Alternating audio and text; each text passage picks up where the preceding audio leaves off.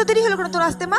উফ, আর বলো না মা, আমার শাশুড়ি মা আমাকে আসতে দিচ্ছিল না, জানো তো? কি?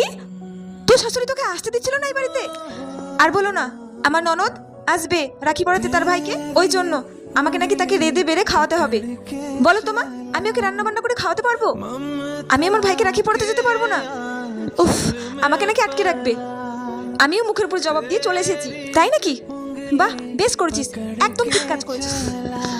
আহারে, মেয়েটা আমার কতদিন বাপের বাড়িতে আসেনি। তুমি হা করে দাঁড়িয়ে দেখছো কি? দেখতে পাচ্ছ না তোমার ননদ এসেছে? যাও, মিষ্টি রাখি সবকিছু সাজিয়ে নিয়ে এসো থালায়। হ্যাঁ মা, আমি এক্ষুনি সব নিয়ে আসছি রাখির জন্য। এই নাও। হ্যাঁ দাও। মা, ভাইয়া কখন আসবে বলো তো, আমি রাখিটা পরাবো। হ্যাঁ মানু, তুই একটু বস, খোকা এক্ষুনি অফিস থেকে আসলো বলে, আসার টাইম হয়ে গেছে। আরে বৌদি, তুমি তোমার ভাইকে রাখি পরাতে যাওনি?